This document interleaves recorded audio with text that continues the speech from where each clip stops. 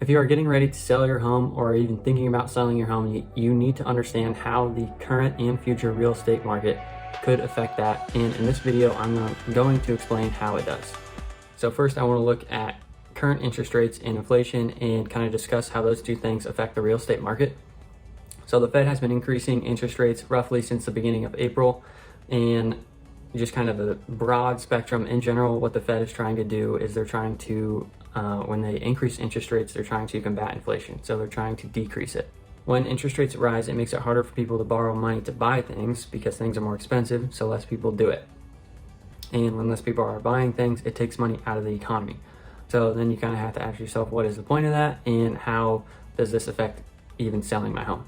Ultimately, interest rates affect the affordability for buyers, whether we see the interest rates increase or decrease. Since interest rates are sitting, and it kind of depends on what type of loan you get, but they're kind of sitting around that 6 to 6.5% range. This has decreased buyer demand because it essentially costs more to buy a home now than it did back when interest rates were sitting around, like the high 2s, low 3s. So buyers aren't able to afford the same house that they could have a year ago when interest rates were that low. Understanding the local market that you find yourself in is very important. You probably have had those conversations with neighbors or friends about how you hurt someone or it happened to yourself, but you sold your house and you got 6 offers in 2 hours or whatever.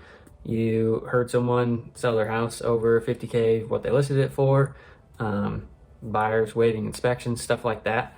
That is not happening in the central Iowa market as much anymore. Now that buyer demand has decreased, you can't expect as a seller to have the same experiences that other people have had in that previous market. Obviously, I hope you do, but just be hesitant about what your expectations are. The past 2 years have been all about speed. Be the first one to look at the house. Be the first one to, put in an offer. Things like that. All that is slowing down now, and things are not happening as quickly. It doesn't mean the market is crashing. It just means things are slowing down a little bit. And if you want to learn why I think the Des Moines market and central Iowa market isn't crashing, watch this video right here. We are seeing days on market rise, but it doesn't mean your home isn't going to sell. The number one reason a house does or does not sell quickly is because of price. You have to price your home correctly from the start to sell it in the shortest amount of time. There are different pricing strategies depending on what type of market you find yourself in. You have seller's market, buyer's market, and a balanced market. But ultimately, one thing that stands true for all of those markets is you can't underprice a home, but you can overprice one. Overpricing a home will increase the days on market and will ultimately decrease the bottom line of what you want to sell your home for.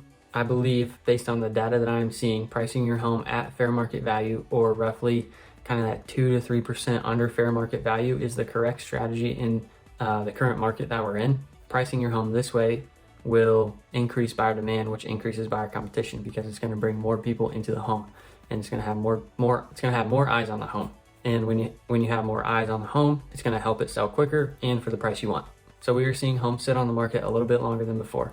If homes are kind of around that 300K mark or less in the market and they are priced incorrectly, it is not uncommon to see multiple price improvements on those properties now. But if they are priced correctly, fairly move-in ready, fairly updated, don't need a lot of work done to them, we are still seeing those houses at that price point sell very quickly. As a seller, you have to listen to what the market is telling you. You can't get greedy in today's market because kind of like I said before, based on the data we are seeing, if a property is priced incorrectly, buyers aren't willing to pay, and we are seeing a lot of price decreases happening on the market right now. Now, I'm not saying that price improvements are a bad thing. It's okay to have price improvements, and it doesn't mean anything is necessarily wrong with the property. It just means the property might have been priced incorrectly from the start, and I think it shows that you as a seller are willing to listen to what the market is telling you and improve upon that price. So the process of selling your home compared to the last couple of years definitely has changed. You probably aren't just going to be able to throw your house up on the market, list it as is.